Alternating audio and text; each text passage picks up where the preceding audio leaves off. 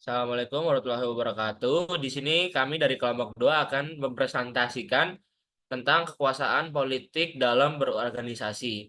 Yang beranggotakan saya Muhammad Fadil Afilah, rekan saya Luciana Angelika Bella, dan Rafael Adis Karisma, serta Faisal Fatur Rahman dan Muhammad Salman Gani. Oke, pada pendahuluan.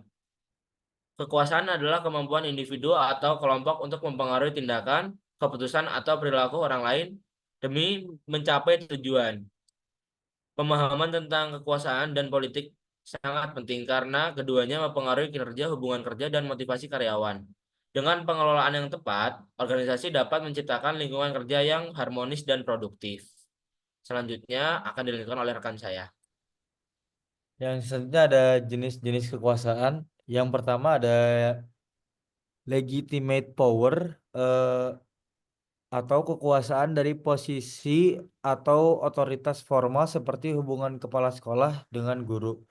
Yang kedua ada correct corrective power, kekuasaan berbasis rasa takut akibat ancaman hukuman seperti demosi atau kehilangan pekerjaan. Yang ketiga ada reward power. Reward power ini seperti kekuatan dari kemampuan memberikan penghargaan seperti bonus, promosi, atau pengakuan. Yang keempat, expert power, kekuasaan berbasis keahlian atau pengetahuan khusus yang memuat orang lain bergantung. Contohnya adalah dokter spesialis. Yang terakhir ada reverent power, kekuasaan dari rasa hormat atau kekaguman terhadap individu tertentu, seperti terpengaruh selebriti kepada penggemar. Yang selanjutnya ada dijelaskan oleh rekan saya. Ya, dan yang selanjutnya saya akan menjelaskan tentang taktik politik. Nah, yang pertama itu ada networking.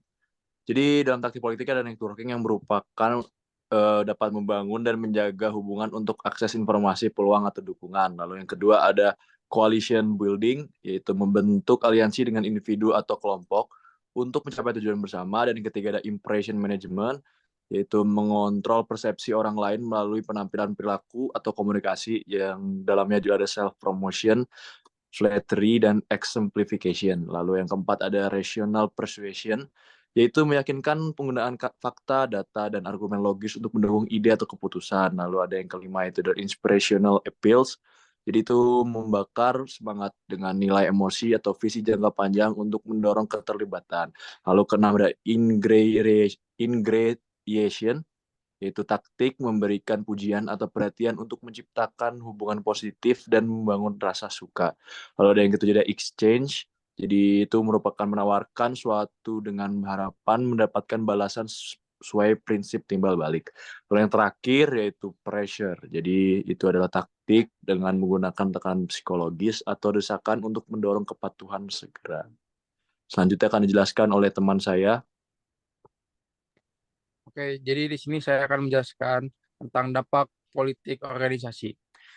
Yang pertama, mulai dari dampak positifnya, meningkatkan keterampilan sosial. Yang kedua, mempercepat pengambilan keputusan. Yang ketiga, membangun aliansi strategis.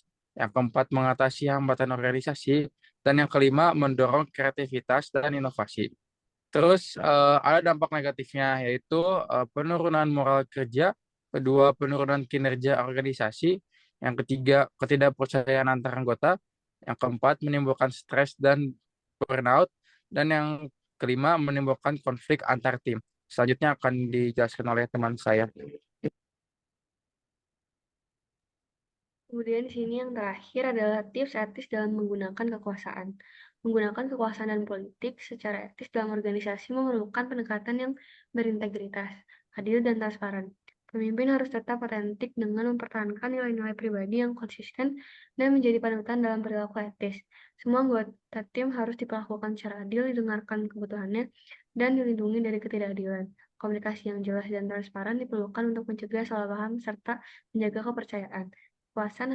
Kekuasaan harus digunakan secara proporsional, tidak untuk memaksakan kepentingan pribadi, tetapi untuk mendukung perilaku positif yang bermanfaat bagi organisasi.